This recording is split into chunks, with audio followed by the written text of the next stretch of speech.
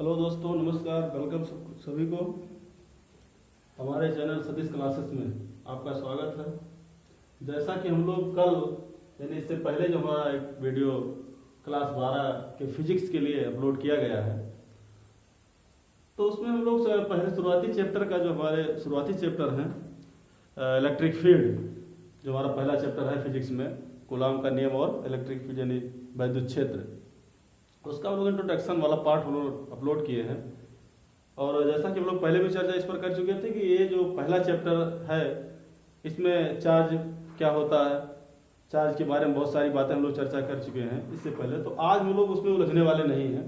आज विचार है कि थोड़ा आगे बढ़ाया जाए इस वीडियो को और कुछ टॉपिक को ज़्यादा कवर किया जाए।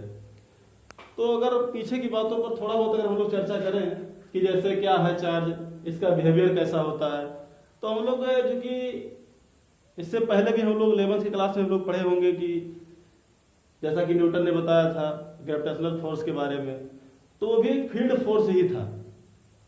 और इस चार्ज के द्वारा भी जो एक दूसरे के ऊपर एक फोर्स लगाया जाता है, वो भी फोर्स कहीं ना कहीं उसी के भांति ही है, लेकिन थोड़ा सा अंतर इसमें हो जाता है। ग्रेविटेशनल फोर्स जो होता था वो स्वतः होने वाला फोर्स है। जैसे हम पृथ्वी को रफ नहीं करते थे, पृथ्वी किसी को घसते नहीं थे, वो पृथ्वी खुद फील्ड फोर्स बनाती थी, हालांकि टच नहीं करते थे दूसरी चीज को। जैसे पेन को हम गिरा रहे नीचे की तरफ, तो वो पृथ्वी उसको खींच नहीं रही है, इंटरनल खींच रही है, लेकिन दिखावटी में नहीं खींच रही है, टच नहीं कर रही है, और आपसे आप जो है पेन नीचे की तरफ चला जाता है। तो ठीक उसी तरह से ये जो हम लोग देखे, जैसा कि पहले चैप्टर में चर्चा किया गया है, जब चार्ज के बारे में बातें सामने आई कि जो दो चार्ज होते हैं वो एक दूसरे को खींचते हैं, एक दूसरे के ऊपर बल लगाते हैं, तो उस बल के बारे में सामने बात आई। तो जैसे ग्रेविटेशनल फोर्स है जो टच नहीं करता है और बल का अनुभव कराता है, इसका भी कहानी तकरीबन उसी तरह से है। बट थोड़ा सा अंतर यह हो जाता है कि किसी वस्तु को जब हम रफ करते हैं या रगड़ते हैं, उसको रगड़ने के बाद इसके अंदर अगली वस्तु या छोटी छोटी वस्तुओं को अपनी तरफ खींचने की क्षमता आती है। यही नेचर जो है थोड़ा सा हट जाता है गुरुत्वीय या गुरुत्वाकर्षण बल जो होता है उससे। अन्यथा इसको भी हम लोग गुरुत्वाकर्षण के अंतर्गत ला सकते थे या कह सकते थे कि उसी के टाइप का फोर्स है। तो हम लोग इसके बारे में चर्चा पीछे कर चुके हैं, क्योंकि ये फोर्स जो है ये रगड़ के कारण आता है, किसी चीज को घिसते हैं तब उसके घिसने के कारण आ जाता है। इसलिए तो ये एक नए तरह का फोर्स मिल गया। हम लोग एक टच फोर्स समझते हैं कि हम किसी को हाथ लगाकर धक्का मारते हैं, वो हमारा होता है कि किसी को धक्का मार रहे हैं। पृथ्वी लगाती है बिना धक्के के, उसका एक फील्ड फोर्स होता है कि उसका प्रभाव फील्ड में रहता है। और ये एक अलग तरह का फोर्स मिला जो किसी वस्तु को हम रगड़ते हैं, रगड़ने के कारण उसके अंदर एनर्जी आ जाती है, एनर्जी डेवलप हो जाती है, और उस एनर्जी के डेवलप होने के कारण ये इसके आगे जो छोटी छोटी वस्तुएं होती है उनके ऊपर फोर्स लगाती है, अपनी तरफ खींचती है। फिर आगे हम लोग पढ़े थे कि चार्ज भी दो प्रकार के हो जाते हैं, एक धनात्मक होता है और एक ऋणात्मक होता है। कैसे यह है इसकी चर्चा हम लोग पीछे की वीडियो में कर चुके हैं। तो आज हम लोग जो आगे मुद्दे को बढ़ाएंगे कि जैसा कि मैंने चैप्टर का नाम ही शुरुआत में कहा है, कूलाम का नियम और वैद्युत क्षेत्र। तो वैद्युत क्षेत्र के बारे में हम लोग आगे एक कदम आगे बढ़ेंगे, लेकिन क्योंकि शुरुआत में पहला नियम जो है बात है कूलाम के नियम को लेकर के, तो सबसे पहले हम लोग कूलाम के बारे में चर्चा करेंगे कि वास्तव में होता क्या है। तो जैसे हम लोग पिछले वीडियो में हम लोग अगर चर्चा किए हैं, आप लोग देखोगे तो उसमें समझ में आएगा कि कूलाम तो है तो एक वैज्ञानिक, लेकिन चार्ज के अंतर्गत जो हमारा आवेश होता है उसका मात्रक ही कूलाम होता है। यानी किसी वस्तु पर कितना आवेश है ये हम कूलाम की सहायता से निकाल सकते हैं। जैसे हम लोग पढ़े होंगे कि लंबाई का मात्रक मीटर होता है, तो कोई वस्तु कितनी लंबी है उसको हम मीटर पैमाने से ज्ञात कर सकते हैं। अगर किसी वस्तु के द्रव्यमान को पता करना है तो कितना इसका ज्यादा द्रव्यमान है, कितना इसका मास है, तो उसकी जानकारी हम लोग किलोग्राम से पता कर लेते हैं। तो जिस तरह से द्रव्यमान का मात्रक किलोग्राम, लंबाई का मात्रक मीटर, समय का मात्रक सेकंड, धारा का मात्रक एम्पेयर, उसी तरह से आवेश का मात्रक भी कूलाम होता है। एक बात समझ में आई। हालांकि मैं फिर चर्चा कर रहा हूं, कूलाम एक वैज्ञानिक है, लेकिन वो अपने नाम से इस चीज को रख दिए हैं, अपने नाम से उस यूनिट को बना दिए, जनरेट कर दिए हैं, अपने ही नाम से यूनिट तैयार की गई है। इतनी बातें हो गई। तो आज हम लोग कूलाम के बारे में पढ़ेंगे। तो जैसा कि सब लोग यहाँ से नोट्स अपना रेडी करेगा सब लोग, और जैसे तो पढ़ाते जाएंगे सब लोग समझते जाइएगा। कि अगर कूलाम के बारे में चर्चा करें तो सबसे अगर हमसे कोई पूछ ले कि एक कूलाम किसे कहते हैं, एक कूलाम किसे कहते हैं, तो सबसे पहले हम लोग एक कूलाम के बारे में पढ़ेंगे। तो जैसा कि आज का मुद्दा हमारा रहेगा कूलाम, तो सबसे पहले इसी पर चर्चा हम लोग कर लेते हैं। कूलाम के बाद अगर हमसे कोई पूछे कि एक कूलाम किसे कहते हैं, तो उसकी हम लोग परिभाषा कैसे समझाएंगे, उसकी व्याख्या कैसे करेंगे, इस चीज को हम लोग आज देखेंगे। प्रयास करेंगे कूलाम के नियम को आज बताया जाए, कूलाम के नियम तक पहुंचा जाए, कोशिश हमारी यही रहेगी। तो कूलाम के नियम को समझने के लिए तो जैसा कि हम लोग पढ़े हैं कि अगर बात यम के एस पद्धति की जाए, यम के यस पद्धति की जाए, यम के एस पद्धति की जाए, तो यम के एस पद्धति में सब लोग जानते होंगे कि जो लंबाई होता है, लंबाई का जो मात्रक होता है, लंबाई का मात्रक जो होता है उसका मात्रक तो मीटर होता है, सब लोग जानते हो। ऐसे अगर बात द्रव्यमान की जाए तो द्रव्यमान का मात्रक किलोग्राम होता है, इसको भी सब लोग जानते हो। ऐसे बात अगर सेकंड की जाए यानी समय की जाए तो समय का मात्रक भी आपका सेकंड होता है, ये भी सब लोग जानते ही हो, आपको शुरू सिखाया गया होगा शायद 9 में, आगे 11 में काफी कुछ आपको सिखाया गया होगा ये सब चीजों के बारे में, फिर भी रिवीजन कर दे रहे हैं। उसी तरह से लेकिन चूंकि आवेश हमारे सामने नया नया आया है तो हम लोग इस आवेश के मात्रक को, जैसा हम लोग जानते हैं आवेश का मात्रक कूलाम होता है, तो उसको हम लोग इसी से जोड़ने का प्रयास करेंगे। तो इस तरह तो हम लोग बना नहीं सकते हैं, हम लिख सकते हैं भाई कि आवेश का मात्रक कूलाम होता है, लेकिन आप सवाल जवाब कर सकते हो ना कि उत्पत्ति कहां से हुई, तो चीजों को कनेक्ट करने का प्रयास करें एक दूसरे से, कांटेक्ट हम लोग कैसे करते हैं। तो हम लोग अगर आप थोड़ा और डीपली जाओगे तो हम लोग एक नाम सुने होंगे विद्युत धारा। जब हम लोग मूल राशियां पढ़े होंगे तो मूल राशियों में 7 मूल राशियों का नाम लिया गया था, जिसमें आपका लंबाई, द्रव्यमान, समय, विद्युत धारा, ज्योत तीव्रता और पदार्थ की मात्रा, 7 मूल राशियों का नाम वहां पर लिया गया था। तो जो विद्युत धारा है, तो सबसे पहले हम लोग जो है प्रयास करेंगे इसी से जोड़ा जाए। तो विद्युत धारा के बारे में देखा जाए कि विद्युत धारा की परिभाषा कैसे दी जाती है, क्योंकि हम जानते हैं कि अगर हमारे पास कोई वायर है, कोई वायर है, तो वायर में जो करंट फ्लो करेगी, अब इसकी हिस्ट्री भी थोड़ा, इतिहास थोड़ा लंबा है, तो जब इस चैप्टर में हम लोग इलेक्ट्रिसिटी पढ़ेंगे तो उसमें लोग चर्चा करेंगे। तो हम जानते हैं मोटे तौर पे कि करंट प्रवाह होने का मतलब यह हुआ कि इसके अंदर चार्ज को चलना चाहिए, यानी आवेश चले, आवेश रन करता है, ठीक। तो जाहिर अगर आवेश चल रहा है तो इसी पर हम लोग को गणना करना है, क्योंकि इसी के यूनिट को पता लगा रहे हैं कि एक कूलाम किसे कहते हैं। तो हम लोग क्या करेंगे, इसकी परिभाषा जो है वो हम करंट से देने का प्रयास करेंगे। तो जैसा कि हम लोग पढ़े होंगे विद्युत धारा की परिभाषा देते समय, अगर धारा की परिभाषा हमसे कोई पूछे और अगर धारा की परिभाषा आप नहीं जान रहे हो तो आप भी समझ सकते हो, लिख भी सकते हो धारा की परिभाषा। अक्सर पूछा जाता है परिभाषाओं में कि विद्युत धारा किसे कहते हैं। तो उसमें कहा जाता है कि एक निश्चित समय में या किसी चालक में आवेश प्रवाह की दर को विद्युत धारा कहते हैं। हमारे पास अगर कोई चालक है, कोई वायर है, इस वायर में कितनी करंट कितने समय में प्रवाहित हो रही है, यही पता करना, कितनी करंट कितने समय में प्रवाहित हो रही है। अगर ये पता करना है तो भाई करंट प्रवाहित कब होगी, जब इसमें कोई आवेश चलेगा। तो आवेश चल रहे हैं तो कितने आवेश चल रहे हैं कितने समय में, इसी को हम लोग क्या बोलेंगे, धारा बोलते हैं, ठीक है। कितने समय में कितने आवेश चल रहे हैं, यही हम लोग को पता करना है। तो जाहिर सी बात है, लोग फिर से सुन लीजिएगा कि किसी चालक में आवेश प्रवाह की दर को विद्युत धारा कहते हैं, ठीक। अब आवेश प्रवाह की दर को विद्युत धारा कहते हैं। धारा को हम दिखाते हैं आई से। अगर आपको थोड़ा बढ़ा के लिखना है तो लिखना कि विद्युत धारा बराबर, विद्युत धारा बराबर आवेश प्रवाह, आवेश प्रवाह, और ये हो गई दर। दर मतलब होता है समय, समझ गया, लिख सकते हो, कोई दिक्कत नहीं होगा, या दर ही रहने दो। आगे हम लोग बढ़ाएंगे तो विद्युत धारा को हम लोग दिखाते हैं आई से। अब कोई किताब वाले कैपिटल आई से दिखाते हैं तो बेहतर रहेगा आप इसी से दिखाइएगा, आई से। आवेश को हम लोग क्यू से दिखाते हैं और समय को दिखाएंगे टी से।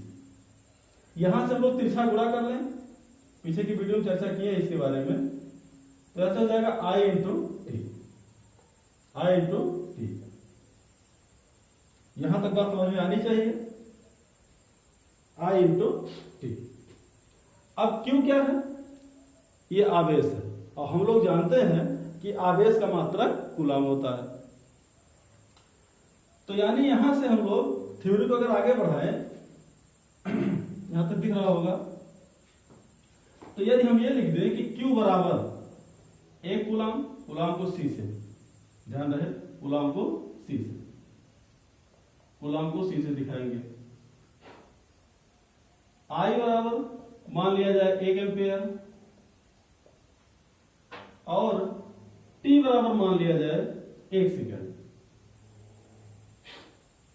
अब इस चीज को चल के वहां रखा जाए तो क्या मिल जाएगा? ध्यान से देखा जाए तो Q की जगह क्या रखोगे आप? हो जाएगा 1 कूलम। I की जगह कितना हो जाएगा? 1 एम्पियर और T की जगह कितना हो जाएगा? 1 सेकेंड। ये भी एक कहानी सामने आ गई। अब यहां से हम लोग को 1 कूलम की परिभाषा सामने आ गई है।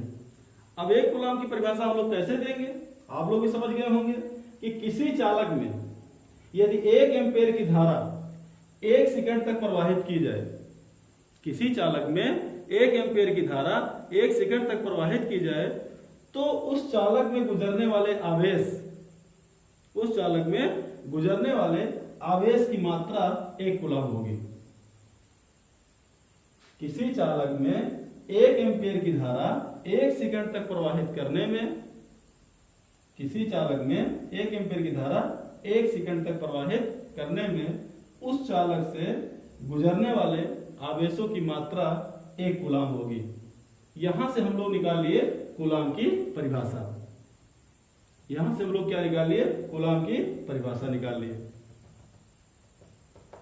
अब शायद आप लिख चुके होंगे, अगर दिक्कत लगे तो वीडियो को रोक रोक करके आप देख सकते हो। अब इसके बाद इस मुद्दे को आगे बढ़ाते हैं। इतनी बात तो सामने आ जाती है। आगे अगर समझने के लिए आपको कुछ फिक्स बातें हैं, उसको भी आपको समझना रहेगा। आप नोट पॉइंट भी लिख सकते हो इस तरह से। ये रहता है कि यदि हमारे पास, सब लोग जानते हो कि एक इलेक्ट्रॉन पर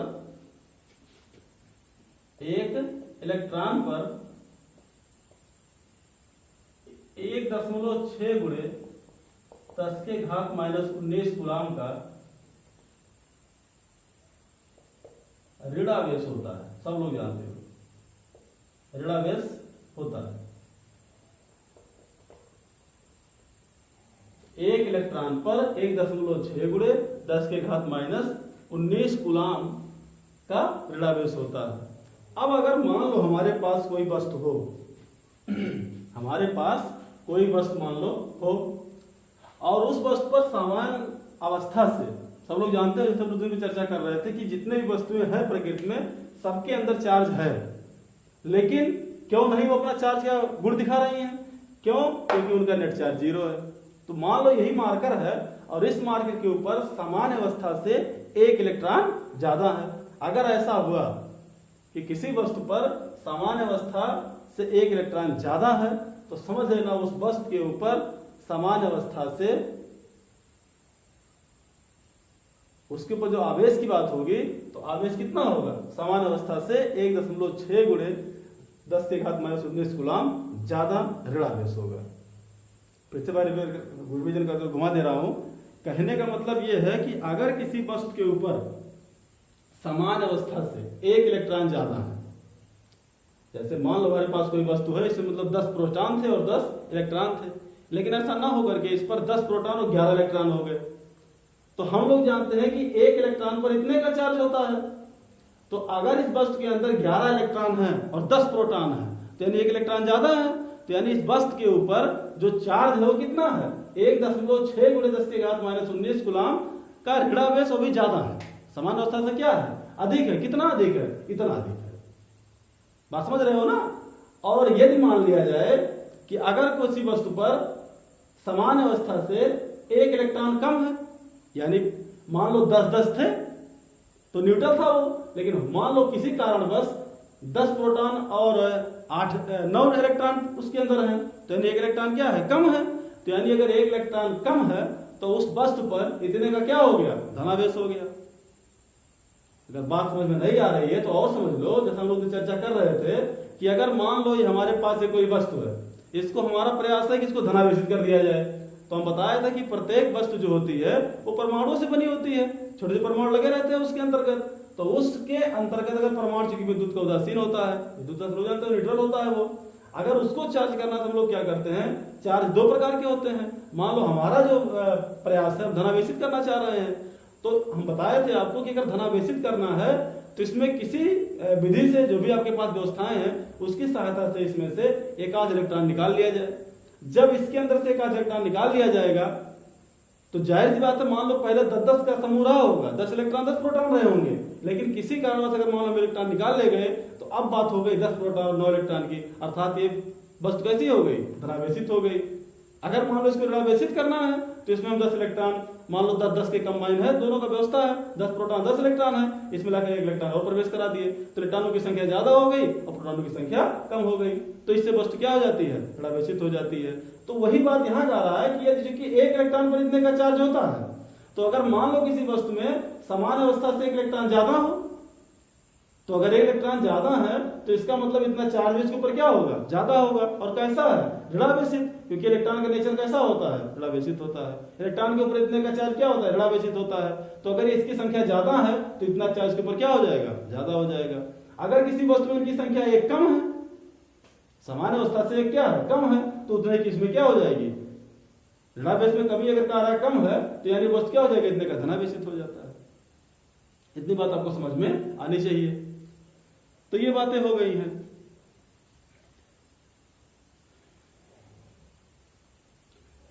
तो अब सारी बातों को समझकर एक बात दिमाग में ये सेव हो रही होगी, आपको भी समझ में आती होगी कि इस स्थिति को भी देख करके कि कोई वस्तु कितना धनावेशित है और कितना ऋणावेशित है, इस चीज की घटना जो है, इस घटना की जानकारी हम लोग इलेक्ट्रॉनों की संख्या से निर्धारित कर सकते हैं। बात समझ में आती होगी, क्योंकि एक इलेक्ट्रॉन पर इतने का चार्ज होता है। तो अगर किसी वस्तु में इलेक्ट्रॉन की संख्या मान एक इलेक्ट्रॉन है, एक इलेक्ट्रॉन ज्यादा है तो इतना भी क्या हो जाएगा, ज्यादा हो जाएगा, इतना चार्ज ज्यादा रहेगा।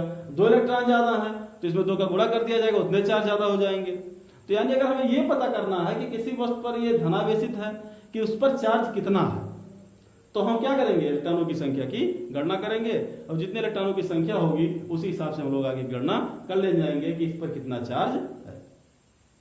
इतनी बात आपको समझ में आनी चाहिए।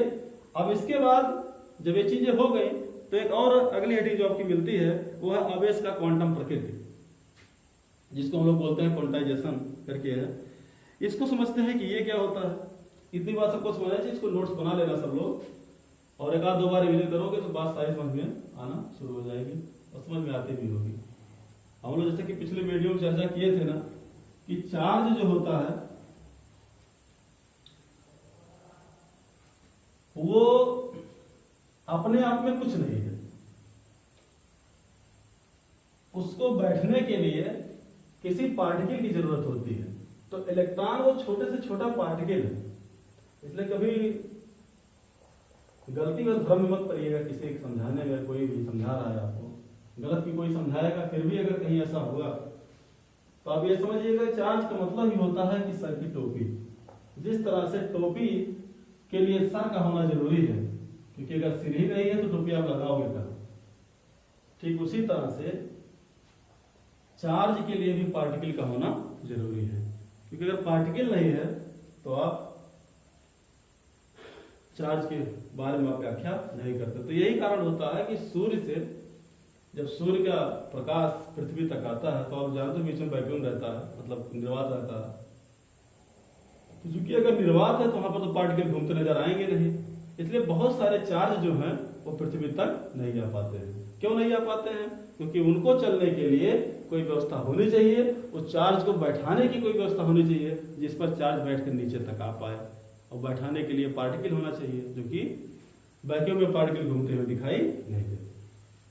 तो ये समझिएगा कि चार्ज का अपना कोई अस्तित्व नहीं होता है। जब तक पार्टिकल है तो उस पर बैठकर वो आगे बढ़ेगा, अगर कुछ नहीं है तो कुछ बातें आगे नहीं बढ़ पाएंगी। आगे बढ़ते हैं हम लोग और पढ़ते हैं मूल आवेश या आवेश की क्वांटम प्रकृति।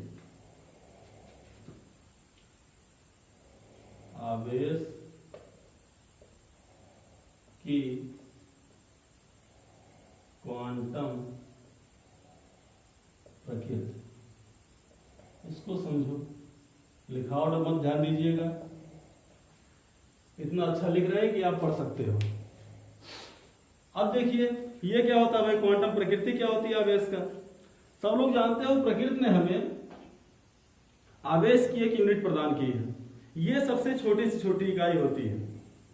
प्रकृति ने हमें आवेश की सबसे छोटी यूनिट प्रदान की है और ये सबसे छोटी यूनिट होती है, सबसे छोटा आवेश होता है जिसको हम लोग ई से रिप्रेजेंट करते हैं, जिसको हम लोग क्या करते हैं, ई से रिप्रेजेंट करते हैं, तो दिखाते हैं। ये सबसे छोटी यूनिट, इससे छोटी यूनिट जो है ये प्रकृति में वास्तव में पाया नहीं जाएगा, या इससे छोटा कभी संभव नहीं है। अब यदि हम किसी भी आवेशित वस्तु, चाहे वो मान लो कोई ठोस गोली हो अथवा कोई बूंद हो, या कोई आवेशित कण जैसे इलेक्ट्रॉन, प्रोटॉन या अल्फा कण हो, या कोई आयन हो, इनके आवेश को अगर हम नापेंगे, इनके आवेश को अगर हम मापना चाहें, तो जब भी हम मानेंगे या मापेंगे तो इस ई के पूर्ण गुणज में ही इसका मान हम लोग पाएंगे। बात समझना चाहिए, समझ में आना भी चाहिए आप सबको। फिर से समझो, इसमें जो समझाने का प्रयास कर रहा है, जैसा कि आवेश की क्वांटम प्रकृति हम लोग पढ़ रहे हैं, क्वांटाइजेशन पढ़ रहे हैं हम लोग, तो इसमें यह समझा रहा है कि ये जो हम लोग यूनिट प्रदान किए हैं, प्रकृति ने हमें जो भी है, प्रकृति ने हमें जो एक यूनिट दिया, उससे छोटी यूनिट जो है अभी तक सामने नहीं आई है। इससे छोटी यूनिट जो आवेश के बारे में, कि आवेश की मात्रा को बता ले जाए, किसी चालक पर कितना आवेश है उसकी मात्रा को बता ले जाए, ऐसी छोटी से छोटी यूनिट विकसित की गई, जिसको हम लोग किससे दिखा रहे हैं, ई से दिखा रहे हैं। ई बहुत छोटी यूनिट है। और जब भी चाहे हमारे पास कोई ठोस गोली है, जैसे ठोस कोई गोला हो या कोई बूंद हो, ये तो आपकी वस्तु के अंतर्गत मान लो आ गई, या हमारे पास मान लो कोई आवेशित कण है, जैसे अल्फा, बीटा, गामा, या इलेक्ट्रॉन ले लो, प्रोटॉन ले लो, अल्फा कण ले लो, ठीक, या आवेशित कण हो गए, या फिर आयन हो गए। इन आयनों के ऊपर या इन कणों के ऊपर या इन आवेशों के ऊपर, बात समझे सब लोग, जो आवेशित कण है या जो वस्तु है, जो भी पार्टिकल है, इसके ऊपर कितना आवेश है, अगर इनके ऊपर हम आवेशों की अगर गणना हम लोग करना शुरू करें, तो जब भी हम लोग आवेशों की गणना करने जाएंगे, तो आवेशों की गणना करते समय जो मान हमें मिलता है वो ई के पूर्ण गुणज में मिलता है। या तो ई रहेगा, या तो हो सकता है कि गणना करने पर 2e मिल जाए, या तो हो सकता है गणना करने पर 3e मिल जाए, या फिर गणना करने पर 4e मिल जाए। आगे अपना चलता रहेगा, ये खत्म होने का नाम नहीं लेगा। ठीक है ना, बात समझना। इसको हम इस तरह से नहीं ला सकते हैं 0.7e करके, ऐसे नहीं, 0.6e करके, ऐसा नहीं संभव है। ठीक है ना, मतलब ये तब हम फ्रैक्शन कर पाते हैं, जो भी चीजें होती हैं ये हम लोग तब भिन्नों के रूप में ला सकते हैं जब वो चीजें कुछ बड़ी हो। लेकिन ये जो चीज चर्चा कर रहे हैं, एलिमेंट इतना छोटा है कि इसको हम लोग डिवाइड नहीं कर सकते हैं। तो इतने छोटे से छोटे यूनिट को हम लोग, या इतने छोटे से छोटे मात्रा को हम लोग और डिवाइड नहीं कर सकते हैं। जो भी मान हमारा आएगा इसके पूर्ण गुणज में आएगा।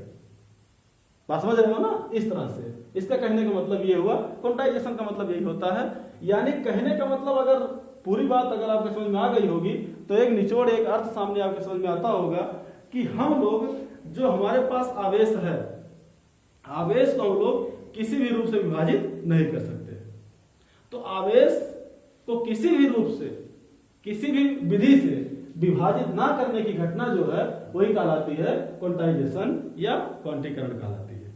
अब आप बात अगर आपको समझ में आती होगी तो आगे बढ़े। इसमें कहने का मतलब यही है कि क्वांटाइजेशन जब पूछेगा तो इसका मतलब यही होता है। ठीक है, आपको समझने के लिए बता दिया जाए कि हम लोग इसका आभास नहीं कर पाते हैं, क्योंकि ये काफी इसका मान बहुत कम हो जाता है, इसलिए हम लोग दैनिक जीवन में आवेश के क्वांटीकरण का अनुभव नहीं कर पाते हैं।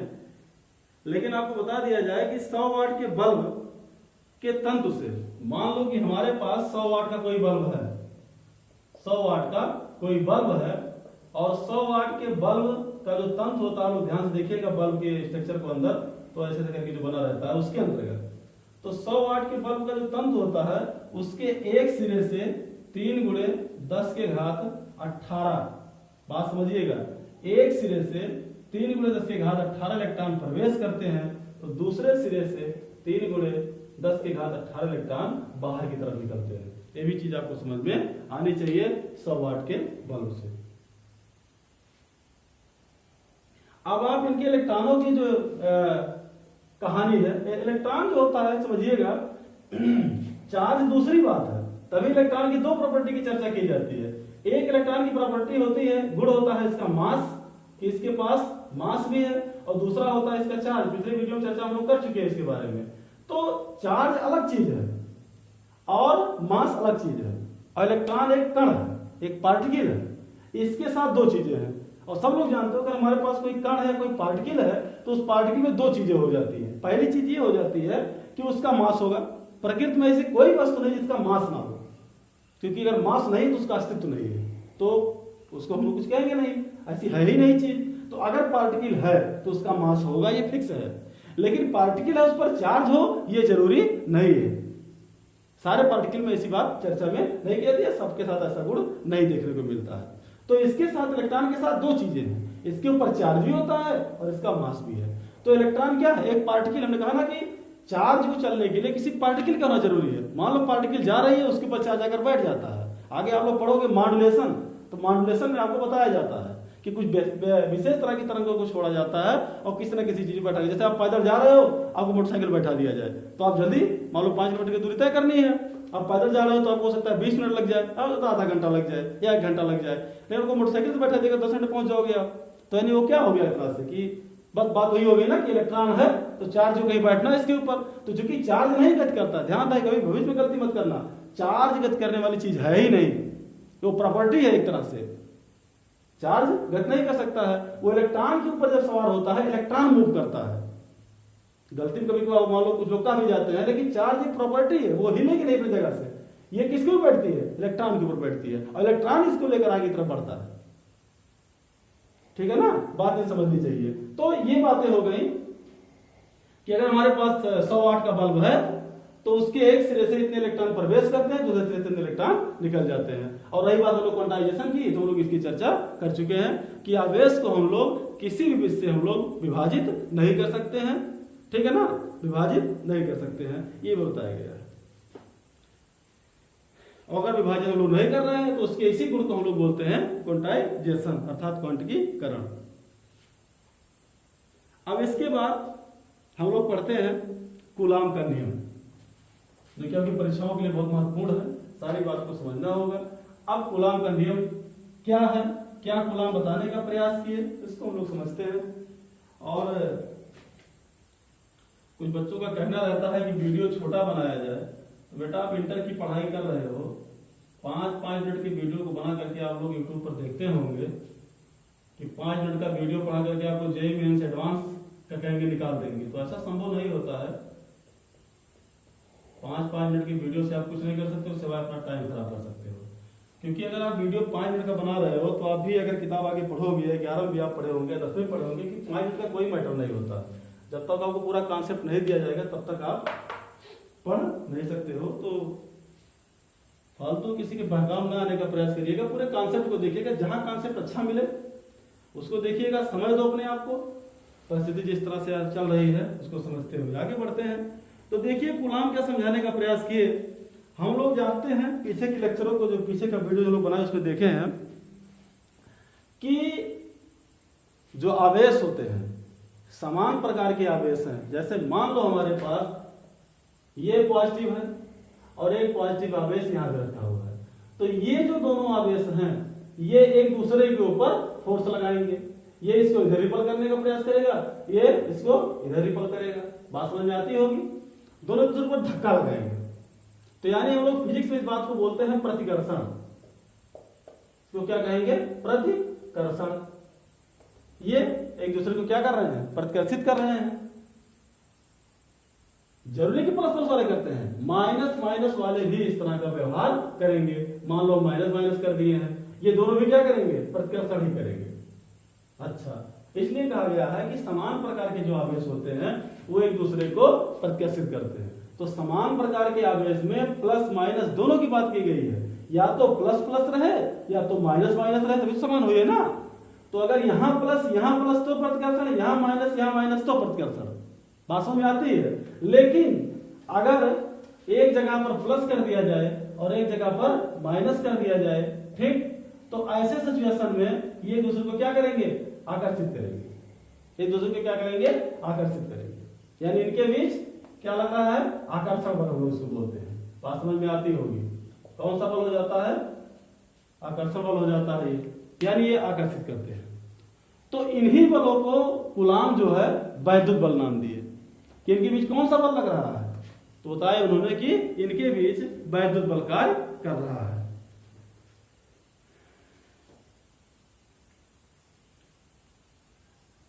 अब जब इसके नेचर के बारे में परख आगे करना शुरू किया गया, इसका नेचर परखा गया, तो बताया गया कि वैद्युत बल जो है वो आकर्षण भी हो सकता है और प्रतिकर्षण भी हो सकता है। देखिए यही गुरुत्वाकर्षण बल जो हमारे पास ग्रेविटेशनल फोर्स अर्थात जिसको गुरुत्वाकर्षण बल कहते हैं, यही दोनों की कहानी अलग है।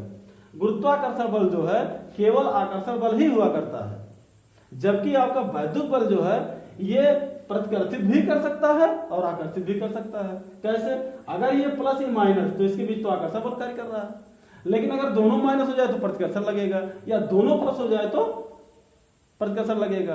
तो यही चीज जो है, जो गुरुत्वाकर्षण बल है उससे हटके ये नए तरह का बल सामने आया, इसलिए इसका नाम पड़ गया वैद्युत बल। बात समझ में आती है। अच्छा, तो कूलाम जो है इस चीज को देख रहे थे। तुमने बताया कि समान आवेश अगर हैं तो उनके बीच प्रतिकर्षण बल कार्य करेगा, और विपरीत प्रकार के आवेश है तो उनके बीच आकर्षण बल कार्य करेगा। ये चीज हम लोग जान रहे थे। कूलाम का बाद में स्टेटमेंट आया, इस सारी घटनाओं को देखते हुए उन्होंने कहा, क्या बताया कि अब बल लग रहा है तो कितना बल लग रहा है, क्योंकि हम लोग को एक जिज्ञासा होती है कि चीजों को आगे बढ़ के देखा जाए। तो कूलाम बताए कि हमारे पास मान लो कि दो तरह के चार्ज हैं। अब ये देखिए बेटा, ये दोनों हो सकते हैं, इसमें अब हम क्या लिखें क्या ना लिखें, दो तरह से हो सकते हैं। इसको Q1 मान लो, इसको Q2 मान सकते हो, उससे दिक्कत नहीं है। इनके बीच का जो एक डिस्टेंस है उसको हम दिखा सकते हैं किसी लाइन डायग्राम से। इसको मान लो R, यानी इनके बीच की दूरी R मान लिया जाए। समझाने का प्रयास कैसे किए, कूलाम ने क्या कहा, इस सारी गतिविधियों को देखे जब कूलाम ने बताया कि दो आवेशों के बीच लगने वाला बल, बात समझिएगा, दो आवेशों के बीच लगने वाला बल उन आवेशों की मात्राओं के गुणनफल के अनुक्रमानुपाती, उन आवेशों की मात्राओं के गुणनफल के अनुक्रमानुपाती और उनके बीच की दूरी के वर्ग के व्युत्क्रमानुपाती होता है। मेरी बात समझिएगा ध्यान से। वो समझाने का क्या प्रयास है, परिभाषा लिखने के लिए आता है, पूछता है कूलाम का नियम क्या है। तो आपको समझना होगा कि दो आवेशों के बीच कितना बल कार्य कर रहा है। अगर हमें यह पता करना है दो आवेशों के बीच कितना बल कार्य कर रहा है, तो इन आवेशों की मात्राओं का क्या कर दो, आपस में गुणा कर दो। आपस में अगर गुणा करोगे, इन आवेशों की मात्राओं का अगर आपस में आप गुणा कर दो, तो यानी एक आवेश तो ये हो गया और दूसरा आवेश आपका ये हो गया, दोनों का आपस में क्या कर दो, गुणा कर दो। तो जो गुणा करने पर गुणनफल का मान जो आएगा वही क्या हो जाएगा, इनके बीच में लगने वाला फोर्स हो जाएगा। यानी इन्हीं मात्राओं के गुणनफल के अनुक्रमानुपाती होता है क्या, इनके बीच लगने वाला बल। इस एरिया में कितना बल कार्य कर रहा है, अगर इसकी गणना आपको करनी है तो इन आवेशों को आपस में क्या कर दो, गुणा कर दो, बल की गणना आप आसानी से कर ले जाओगे। इसको मान लो समीकरण नंबर 1। आगे बताए, ये तो बात हो गई कि इनके बीच लगने वाला आकर्षण अथवा प्रतिकर्षण बल इन आवेशों की मात्राओं के गुणनफल के अनुक्रमानुपाती और इनके बीच की दूरी के वर्ग के व्युत्क्रमानुपाती होती है, और इनके बीच दूरी के वर्ग के व्युत्क्रमानुपाती होती है। ये बातों को समझ में आनी चाहिए। आगे व्याख्या हम लोग कर रहे हैं, ठीक है ना। दोनों नियमों को अगर मिलाया जाए तो चूंकि बाएं पक्ष बराबर है, प्रोपोर्शनल, यहां से आपका हो जाएगा Q1 Q2 और नीचे आपका हो जाएगा R², ठीक है ना। इस प्रोपोर्शनल चिन्ह को अगर हम लोग घटाएंगे, जैसे कांस्टेंट मिलता है K, यहां से जाएगा K Q1 Q2 बटे R²। अब सवाल ये बनता है K क्या है, तो लिखोगे आप कि जहां K एक नियतांक है, समझिएगा ध्यान से, K क्या है, एक नियतांक है। K क्या है, एक नियतांक है। अभी बताएंगे के का मान भी निर्भर करता है, किसके किसके ऊपर निर्भर करता है, के का मान किसके ऊपर निर्भर करता है, माध्यम के ऊपर, समझिएगा ध्यान से, माध्यम के ऊपर, दूरी के ऊपर भी निर्भर करता है, आवेश की मात्रा पर निर्भर करता है, ये भी समझना होगा आपको, बल के मात्रक पर निर्भर करता है। ये के का मान है, नोट पॉइंट बिल्कुल याद रखना है, इसमें क्योंकि पूछता है कि के का मान निर्भर करता है। तो आप बताइएगा, माध्यम के ऊपर निर्भर करता है, दूरी के ऊपर निर्भर करता है, आवेश की मात्रा कितनी है उसके ऊपर निर्भर करता है, और रही बात बल के मात्रा के, बल का यूनिट क्या है उसके ऊपर डिपेंड करता है। ठीक है ना, इतनी बात, इसमें वो खूब गहराई समझिएगा। इतनी बात हो गई, इसकी बात समझ रहे हो कि हाँ इनका गुणा कर देंगे तो फोर्स भी मालूम हो जाएगा। दूरी का मतलब क्या हुआ, दूरी ये बताता है कि अगर मान लो आर को अगर हम लोग मान लें 1 मीटर, खूब ध्यान समझिएगा, आर को मान लिया जाए 1 मीटर, तो अगर इन आवेशों को 1 मीटर की दूरी पर अगर हम रख लिए, तो मान लो कि 1 मीटर की दूरी रखने के बाद तो 10 न्यूटन का बल लग रहा था, तो अगर इस दूरी को हम बढ़ा देंगे तो 10 न्यूटन का बल थोड़ी लगेगा, क्योंकि अब क्या हो गए, क्योंकि आवेश क्या हो रहे हैं, दूर दूर हो रहे हैं। तो आप लोग जानते हो ना कि बल और दूरी दोनों एक दूसरे के क्या है, व्युत्क्रमानुपाती है। अगर समान रहे, सामने रहे तो अनुक्रमानुपात होता है, देखो ये अनुक्रमानुपात में है और ये व्युत्क्रमानुपात में होता है, उल्टे में अगर रहे तो बल और दूरी क्या है, एक दूसरे के व्युत्क्रमानुपाती है, मतलब उल्टे हैं। तो यानी अगर हम दूरी का मान बढ़ाएंगे, देखिए पहले 1 मीटर था, कितना करते रहे हैं, मान लो 2 मीटर हो जाए, एक की जगह कितना हो जाए, मान लो 2 हो जाए, तो हम किसको बढ़ा रहे हैं, दूरी को बढ़ा रहे हैं। तो अगर दूरी बढ़ेगी तो बल का मान क्या हो जाएगा, घट जाएगा। क्यों, क्योंकि अब दूरी बढ़ा रहे हैं तो ये चार्ज भी जो बल कार्य कर रहा था वो बल का मान अब घटना शुरू हो जाएगा। क्यों घटना शुरू हो जाएगा, क्योंकि इनके बीच की दूरी क्या हो जा रही है, बढ़ जा रही है। ठीक है ना, क्यों, क्योंकि बल और दूरी एक दूसरे के व्युत्क्रमानुपाती हैं, मतलब एक दूसरे के उल्टे हैं। तो इस बात को भी आपको समझना होगा। तो कहीं ना कहीं बल का मान जो है दूरी के ऊपर भी निर्भर करता है और आवेश के ऊपर भी निर्भर करता है। कितना बल लग रहा है, वो बल कैसा है, तो नियम में भी कहा गया है कि वो बल आकर्षण भी हो सकता है और प्रतिकर्षण भी हो सकता है। बात समझ रहे हो ना, आकर्षण भी हो सकता है और प्रतिकर्षण भी हो सकता है। ये बता पाना मुश्किल पड़ जाएगा कौन सा बल लग रहा है। ये बताने के लिए आपको चार्ज को देखना पड़ेगा, अगर ये प्लस या माइनस तो आकर्षण हो जाएगा, प्लस प्लस तो प्रतिकर्षण हो जाएगा। तो शायद कूलाम के समझ में आगे लिखने के लिए आता है, बार बता रहा हूं कि दो आवेशों के बीच लगने वाला आकर्षण अथवा प्रतिकर्षण बल उन आवेशों के मात्राओं के गुणनफल के अनुक्रमानुपाती और उनके बीच की दूरी के वर्ग के व्युत्क्रमानुपाती होता है। क्योंकि बोर्ड पे लिखेंगे बहुत टाइम लगेगा, इसलिए नहीं लिख रहा, बता दे रहे हैं, बोल रहा है, आप वीडियो देख देख कर नोट कर सकते हो आसानी से। ये कूलाम का नियम है। अब अगर मुद्दे को आगे बढ़ाया जाए, इनके हिस्ट्री को समझना चाहे, तो ध्यान रखना ये चार्ज जो होते हैं ना, ये पॉइंट चार्ज है, बड़े छोटे, बहुत सूक्ष्म। जैसे पॉइंट तो समझते क्या, ऐसे लगती है तो पॉइंट हो जाता है, तो वो चीज है। ये पॉइंट चार्ज है, ये जगह नहीं छोड़ेंगे, ध्यान रखना। तो ये कूलाम के नियम में इतनी बात आपको समझ में आनी चाहिए। नोट कर लो फटाफट, उसके बाद आगे बढ़ाएं।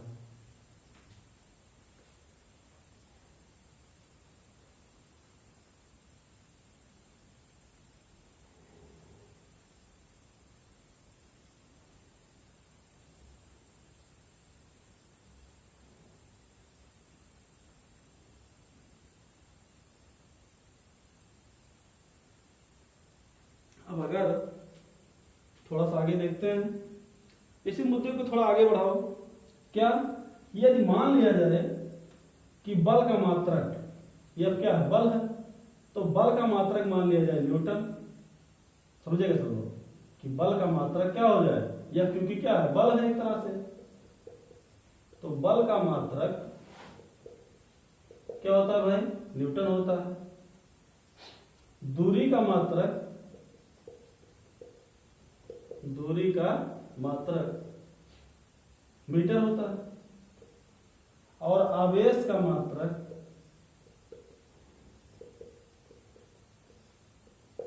आवेश का मात्रक क्या होगा भाई, कूलाम होगा। आवेश का मात्रक कूलाम होगा। अगर ऐसा हुआ, अगर ऐसा है, तो प्रयोगों द्वारा के का मान जो है, जो नियतांक आपका है, उसका मान होता है के का मान, बिल्कुल सब लोग याद रखिएगा, सवाल में इसका बड़ा प्रयोग रहेगा। के का मान 9 गुणे 10 के घात 9 ये पाया गया है।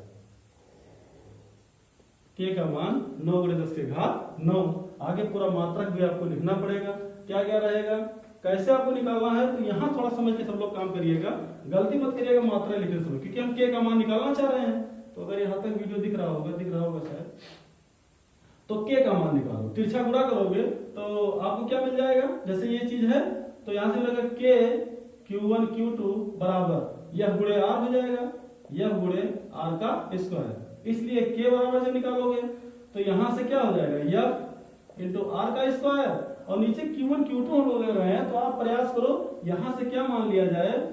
चलो लिख दे रहे Q1 Q2 हो जाएगा ये। अगर यहाँ से हम ले कि Q1 बराबर Q2 बराबर Q, तो बात शायद समझ में आनी चाहिए। तो K बराबर कितना मिल जाएगा, F इंटू आर का स्क्वायर, और नीचे हो जाएगा Q का स्क्वायर, Q का स्क्वायर हो जाएगा। अब यहाँ से बात को बढ़ाना चाहें, बल का मात्रक होता है आपका न्यूटन, और आर स्क्वायर मतलब दूरी है, और दूरी का मात्रक क्या होता है आपका मीटर, यानी m का स्क्वायर भी कर सकते हो।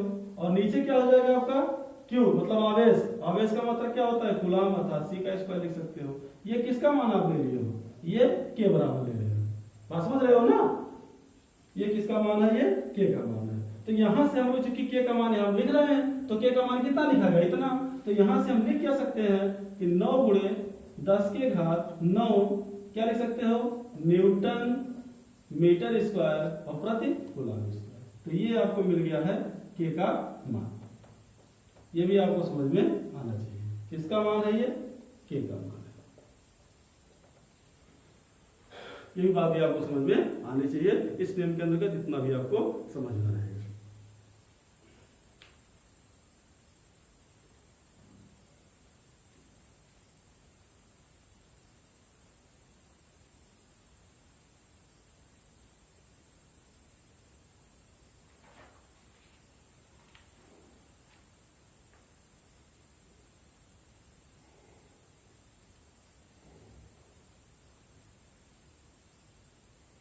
तो यही कूलम का नियम है। अगर आप नोट कर चुके हो तो इसको मिटाए, थोड़ी सी बात और आगे बढ़ाते हैं। के का मान इतना होगा। इससे बहुत सारे न्यूमेरिकल लगेंगे और हम लोग उस न्यूमेरिकल की चर्चा करते रहेंगे जैसे जैसे समय बढ़ता जाए।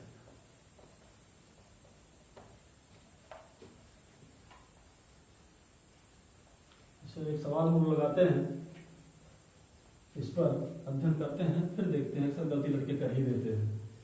एक सवाल लगाते हैं, फिर इस कहानी को ही समाप्त करते हैं। मान लो कि दो आवेश ये आपका मान लो क्वेश्चन है, दो आवेश एक दूसरे से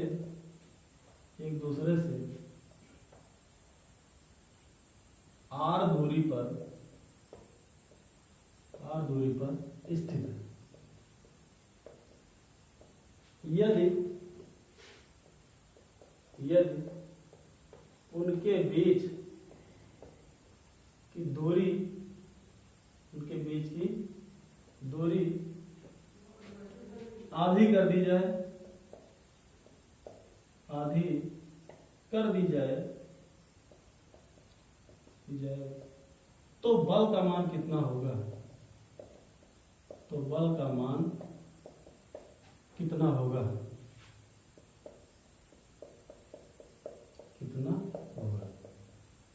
ठीक है। तो इस सवाल को हल करना है सबको।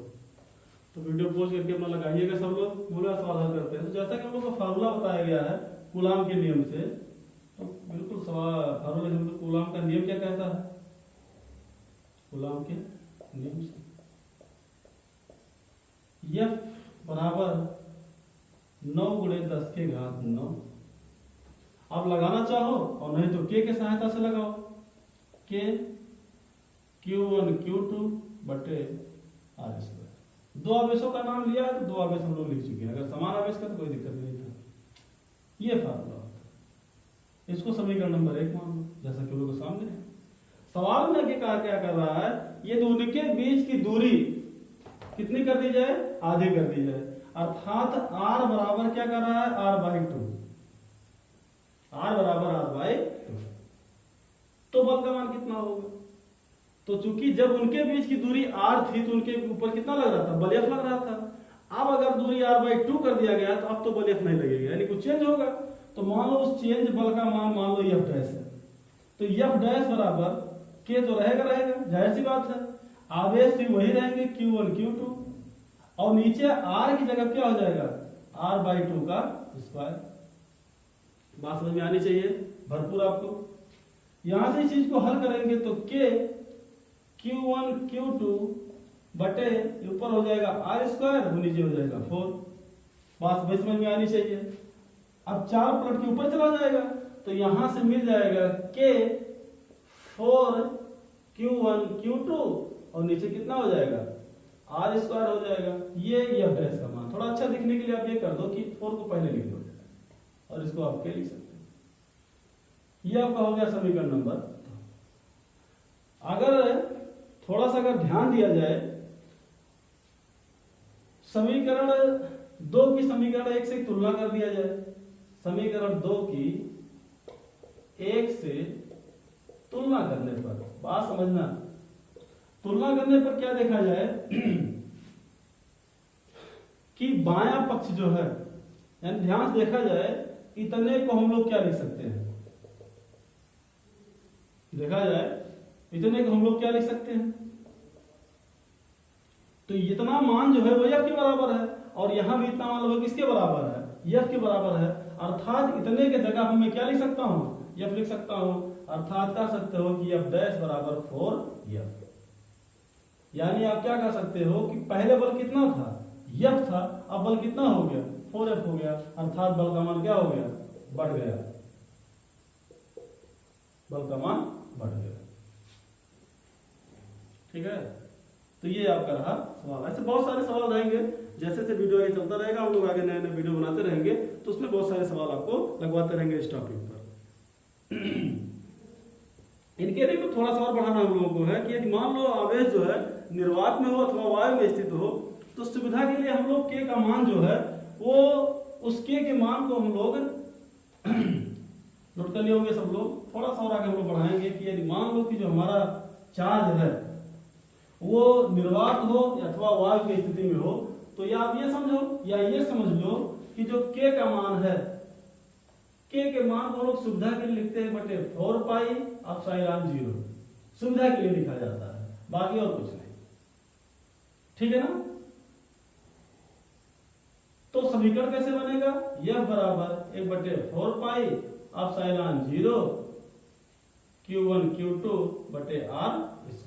ये भी कूलाम के समीकरण के अंतर्गत है, बस सिचुएशन चेंज जैसे जैसे होता रहेगा उस जगह पर हम लोग इन सब का प्रयोग करते रहेंगे। हमारा नया चीज है, क्या आएगा, एप्सिलॉन 0।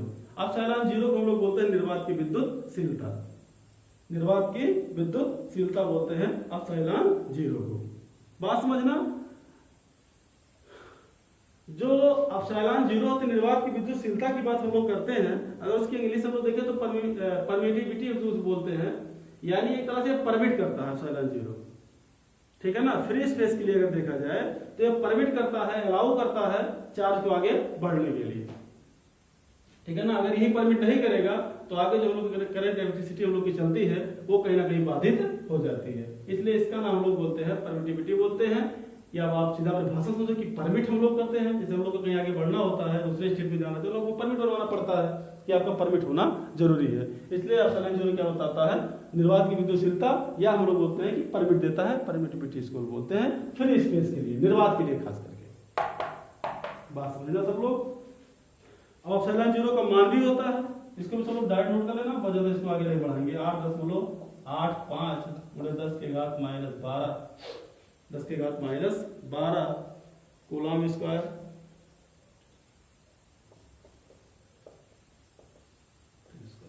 ये इसका मान होता है। कैसे निकाला जाता है, मौका मिलेगा भी आगे बता दिए कि परीक्षाओं में इसका मान पूछता है, निकालने के लिए नहीं पूछता है।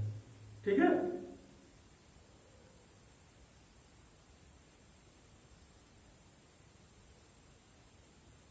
बीमा इसका क्या होता है, एप्सिलॉन 0 का बीमा आगे निकलवाएंगे, बी में भी आपको बहुत पढ़ाया गया होगा। तो बी में निकलवाओगे तो यम -1, यम पे -3, टी पर 4 और ए पर 2, ये आपका बी में। ठीक है, मात्रक आपको जान ही रहे हो। तो कूलाम के नियम में इतना ही। तो आज हम लोग जो है कूलाम के नियम को कवर किए हैं। कल हमारा वीडियो रहेगा कूलाम के नियम का सदिश स्वरूप, और इससे संबंधित कुछ हम लोग सवाल नेक्स्ट वीडियो में देखेंगे। तो आज का वीडियो आपको कैसा लगा? रात के तकरीबन 1 बजने वाले हैं, सब तरफ सन्नाटा, हम लोग वीडियो बना रहे हैं, हम लोग पढ़ाई कर रहे हैं, इसलिए आप सभी पढ़ाई करते रहे, खूब मन लगा करके, और लॉकडाउन में बाहर मत निकलिएगा। जय हिंद।